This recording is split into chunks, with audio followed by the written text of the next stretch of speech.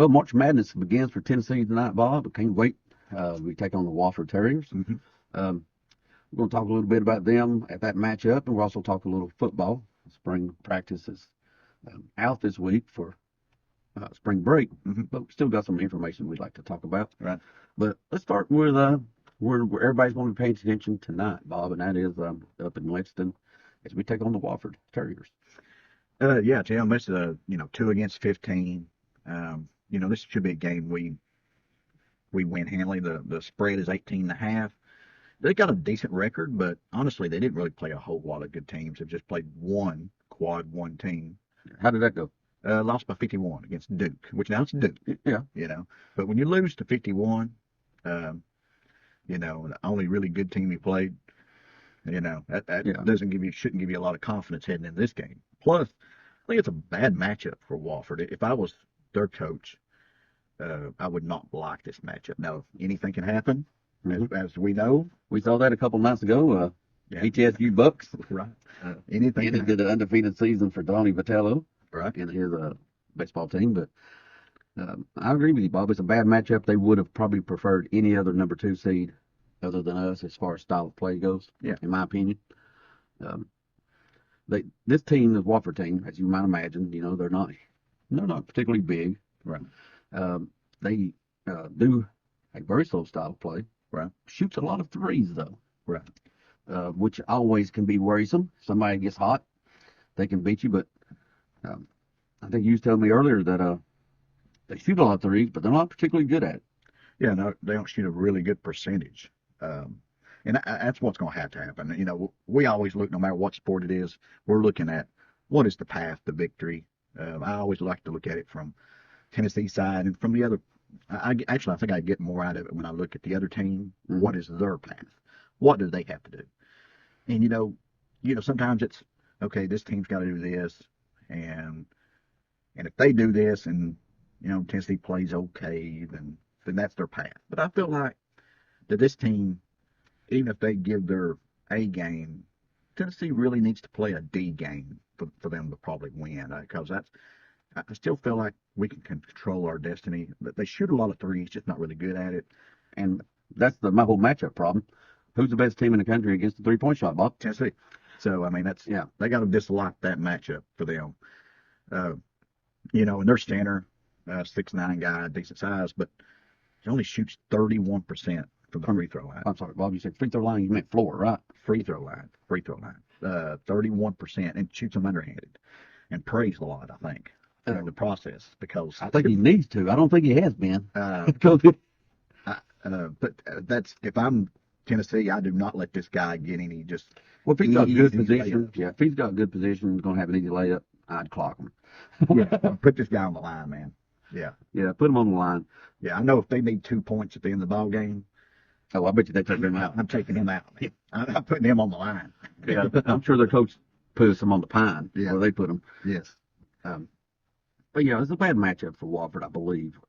We rebound. We're going to out-rebound them most likely. They're not that particularly good at rebounding. They a little bit better offensive rebounding team because they shoot so many threes.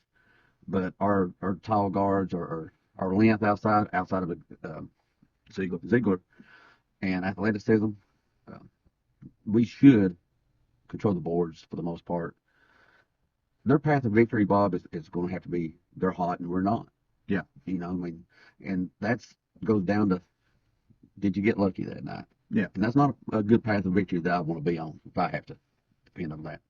Right. So I think we'll be okay in this game. Taking that 20-some points, Bob, or whatever it is. Considering the fact Duke beat them by 51, I'm kind of surprised that spread's not more. But obviously, if you look at their whole body of work, well, they're going to slow it down. We are too.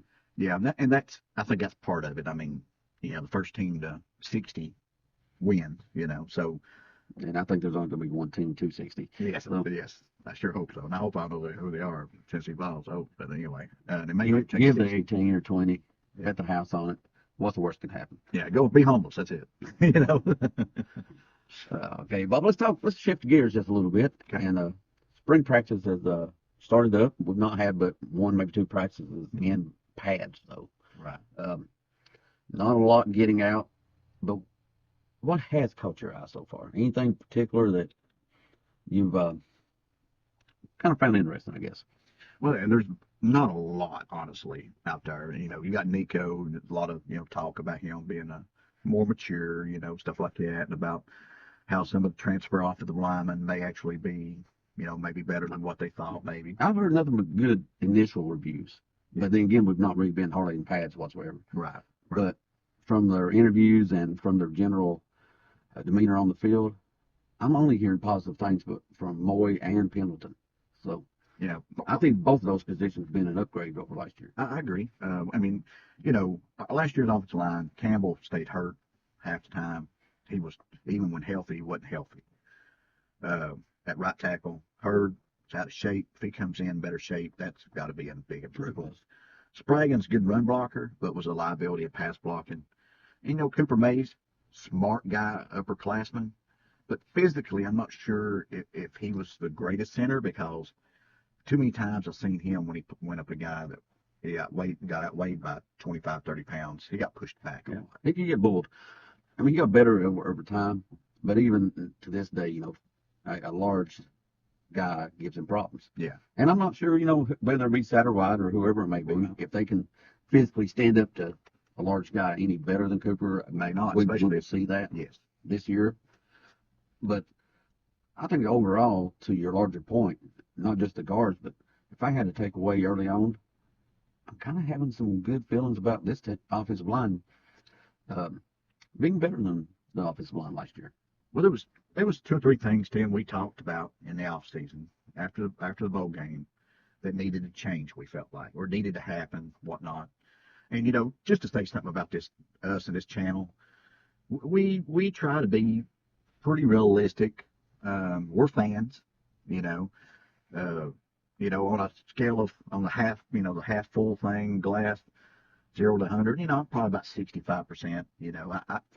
Full. I pump things up a little bit, but it's because I believe it in my heart. We try to be realistic. Some channels, they're at 100, 110%, and then, And there's one channel in particular, I think, say that about a -4.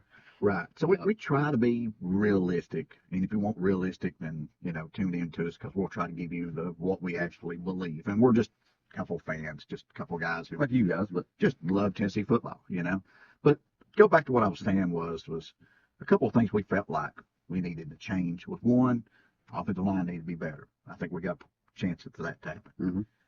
And we needed some scheme change. Every year you have tweaks in the offense. We had one last year, going to a lot of 12 personnel. Right. I think we needed a more than just a little tweak. And there's some rumors out there that may have happened. Well, I know this past week, a couple of players actually, but one in particular, Nico, had mentioned to someone that Mike Matthews had come out to California and threw with him some while they was working on the, quote, new scheme. Right. Now, do I believe we got a totally new scheme? We're not going to run the beer and shoot or Going triple offense. Go yeah. We're going to shock everybody. Yeah, single wing. Yeah.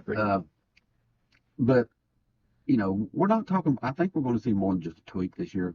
I think we're going to see a pretty significant, some changes to play off of what the defenses did to us last year, going with 3 safeties a lot and then trying to, at the last minute, run some up into the box.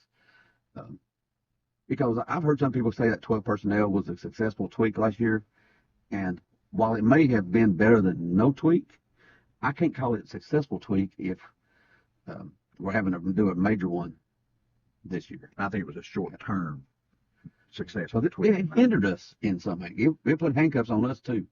Well, so from a philosophy and standpoint, we used a lot of 12 personnel. We used running backs a lot to help pass block. Mm-hmm.